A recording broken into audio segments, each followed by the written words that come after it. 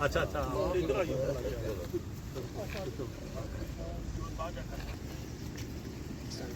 Centre कर ले sir तुम ऊपर हाथ रखी लो इधर करो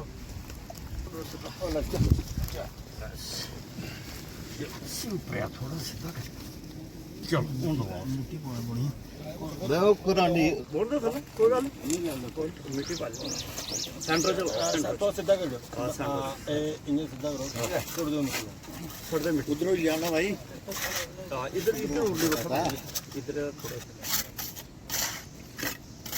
चल ठीक है अगर करना सीधा जान दो खाली छोड़ दो कर दे सीधा कर सीधा कर सीधा सीधा कर ले चल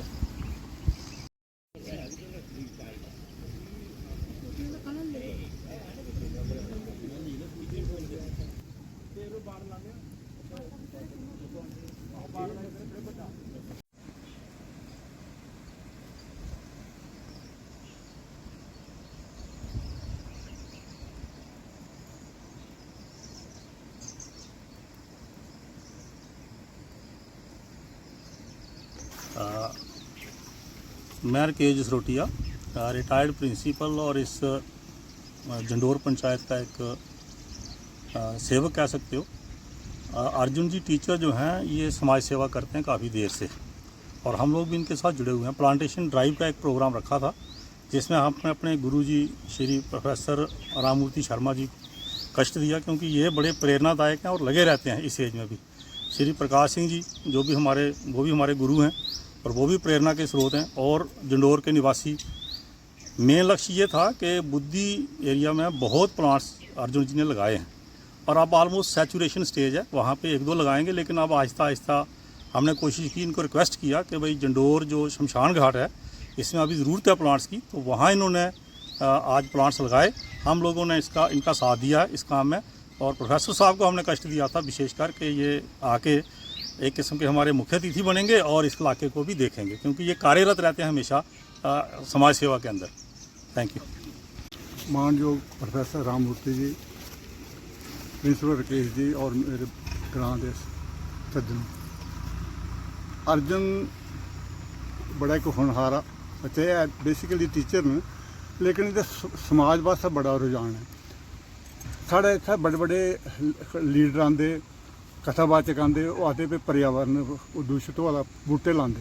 ये इन्हें बूटे लाए लेकिन ये गर्मियों दिन पानी भी देंगे और लोगों वास्ते बच्चे कई शादियाँ करानियाँ उन्हें सहायता देनी, स्कूलों च वर्दियाँ बंडनियाँ, और ये बड़े काम करते हैं। और मिगी बड़ी खुशी हुई है कि अज इन्हें इत्थे 4-5 पौधे लाए न। तो मैं खास करिए प्रोफेसर साहब का बड़ा धन्यवाद करना कि उन्हें अपना कीमती टाइम कड्ढी है इत्थे आए न। इनका एजुकेशन एक बड़ा नाम है, इन्हें सारे लोग जानते हैं। इन्हें अपनी साढ़े वास्ते एक आदर्श रहे ने। मैं इनका अज बड़ा थैंक्स करना कि इन्हें अपना करिए तो इत्थे साढ़े नाल शमूलियत की है। धन्यवाद। अज अस जंडोर ग्रां के शमशानगढ़ विच खड़े हैं। मैं अंतर्राष्ट्रीय हिंदू परिषद का जिला अध्यक्ष और एक साड़ी टीम है जिहड़े साढ़े मास्टर मुफ्ती होर न, इनका एक बड़ा योगदान है इन्हां कम्में च जिहड़ा एक सोशल काम करते हैं और इंदे कन्नै सारी एजुकेशन दी एक्समैन इंदे रिटायर अफसर न जिहड़े इंदे कन्नै शाना बशाना खड़े न। और मैं इंदे अग्गें भी इहो रिक्वेस्ट करना कि ऐसे समाज च काम करते हैं जिहड़ा साढ़ा समाज बचा रहे। जय श्री राम। जय श्री। नहीं सर, किस तरह दिखदे हो कि अज जिहड़े पेड़ लगाए गए हैं, जिहड़े प्रोफेसर साहब होरें भी आख्या कि साढ़े दादे परदादा जिहड़े पेड़ लगाए दे उंदे खिलाफ खेलते रहे, पर अज जिहड़े पेड़ लगाए दे गए हैं इंडस्ट्री ताईं उ'ऐ पेड़ जिहड़े कट्टे जा रहे हैं।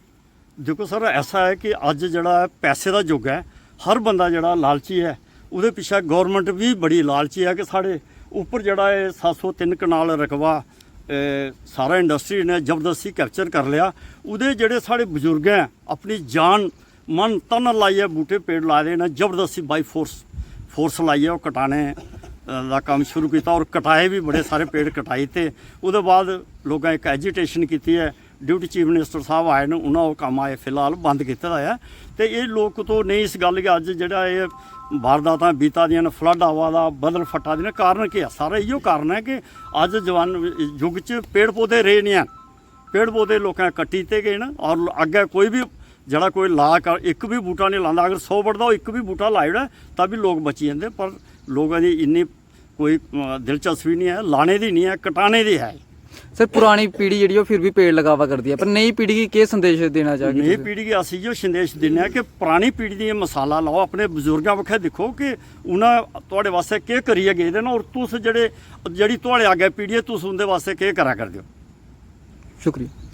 जय श्री राम। जय श्री। इस वक्त हम पंचायत जंडोर के शमशान घाट पर मौजूद हैं, जहां पर श्री अर्जुन जी ने, जो कि एक अध्यापक हैं पेशे से, अपनी टीम के सदस्यों के साथ और बुजुर्गों के आशीर्वाद के साथ गांव के लोगों का सहयोग लेते हुए एक बहुत ही अच्छा कार्य जो है वो अपने हाथ में लिया है।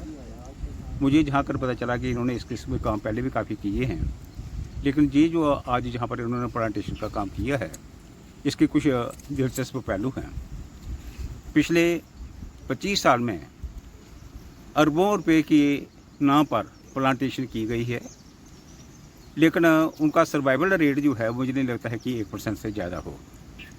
बड़े बड़े लोग, बड़े बड़े अहदे पर बैठे लोग, जहाँ प्रशासनिक अधिकारी अपने हाथ से कहीं पर एक पौधा लगा जाते हैं लोगों के लिए, मिसाल के लिए, मुझे ऐसा लगता है कि आज उस पौधे का भी जायजा लिया जाए तो शायद वो पौधा भी आपको नहीं मिले।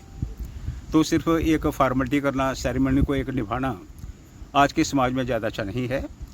जहाँ पर जिस तरीके से इन लोगों ने जहाँ पर प्लांटेशन की है, उसके कुछ उद्देश्य ऐसे हैं जिनसे बाकी लोगों को भी एक प्रेरणा लेने की गुंजाइश है। सबसे पहले ये है, लिखना बड़ी मुश्किल बात है, लेकिन लिखा ऐसा जाए जो कि पढ़ने के बाद समाज के काम आए। प्लांट लगाना कोई मुश्किल काम नहीं है। मैंने अभी आपको कहा कि करोड़ों की संख्या में प्लांट लगाए गए, जिस उद्देश्य के साथ लगाए गए थे, बाढ़ को रोक नहीं पाए, लोगों की ज़रूरतों को पूरा नहीं कर पाए। तो इन्होंने सबसे पहले ऐसा किया है कि प्लांट लगाने से पहले बड़ी दूरअंदेशी के साथ ऐसा इन्होंने एक अपना मन में सपना सोचा था कि प्लांट लगाने से पहले प्लांट की सेफ्टी को इंश्योर किया जाए।